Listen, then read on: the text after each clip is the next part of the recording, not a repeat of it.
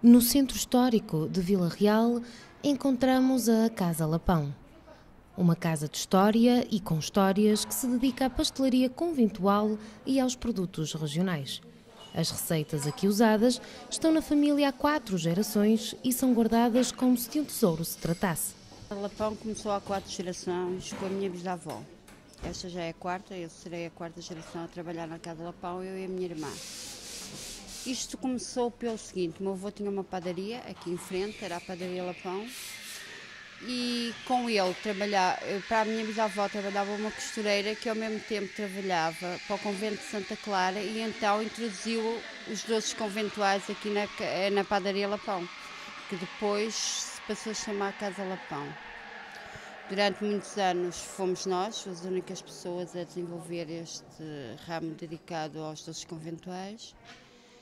Posteriormente, acabámos por fechar porque fomos para a África, quase toda a gente da minha família foi para a África, e durante uns anos os doces conventuais tiveram só a ser feitos não como casa aberta, mas a casa particular, que era a casa da minha avó, que na sua modesta casa tinha um bocadinho para fazer para que a tradição não morresse, e porque lhe iam bater à porta os doces conventuais, que eram... São vários os doces conventuais que aqui são confeccionados. Isto são as cristas de galo. Isto não é o verdadeiro nome dela. O verdadeiro nome dela é tocinho, pastéis de tocinho.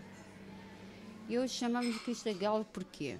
Porque isto foi batizado pelas crianças, que aqui como tem umas cristazinhas, elas chamavam-lhe cristas de galo. Pronto, isto foi...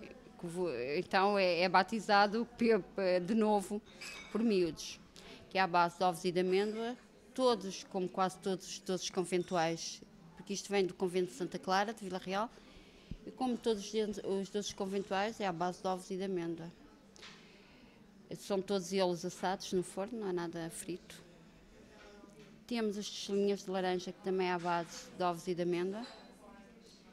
Temos os pitos de Santa Luzia, que é à base de abóbora com canela. Isto há aqui uma coisa muito interessante, que é assim: o dia de Santa Luzia, há uma história em que a mulher, no dia 13 de dezembro, dá o pito ao marido.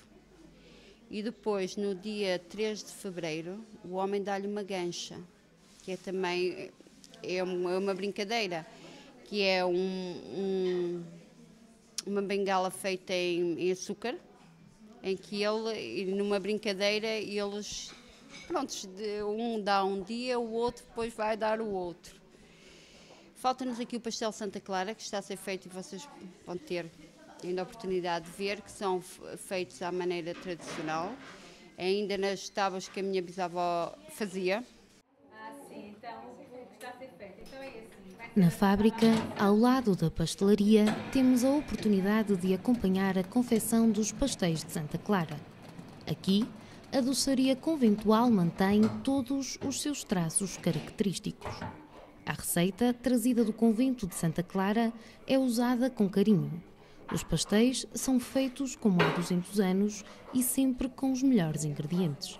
Mãos sábias e experientes, que carregam os conhecimentos de 4 gerações, preparam a massa que vai dar origem a finas placas necessárias para confeccionar os pastéis.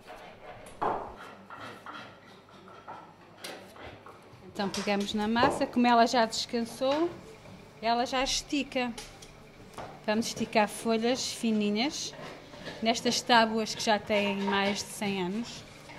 Já eram do tempo da minha bisavó. Pronto, e ela vai ficar assim. Se possível, sem rasgões, não é? Às vezes a gente estica tanta massa que ela acaba por rasgar um bocadinho.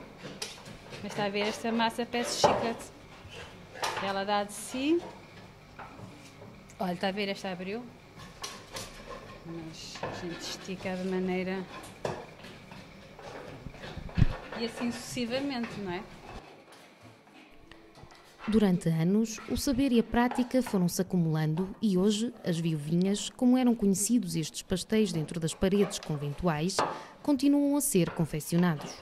Com o requinte dos ingredientes e a apresentação cuidada, esta iguaria com recheio de doce de ovos, amêndoa e canela revela-se como uma tentação para quem a prova. Esta é quase a parte final do produto, que é o recheio, o recheio à base de ovos e de amêndoa, e as 3 folhinhas que vimos ali, estendemos, depois tivemos que esperar que secassem naturalmente, por isso é que isto é um pastel que dá muito trabalho e muito demorado a fazer. E agora fazemos este género de leque aqui e seguidamente ir ao forno.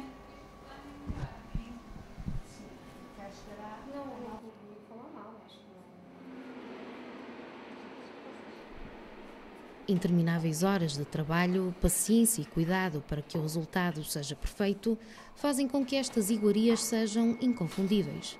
Nos conventos, os segredos das composições das receitas e os métodos de preparação eram guardados cuidadosamente pelas freiras. A fuga de informação permitiu que estes doces façam agora parte da nossa tradição. Os requintes destas iguarias, que eram apenas preparadas para grandes personalidades ou ocasiões, são agora guloseimas sedutoras na montra desta pastelaria.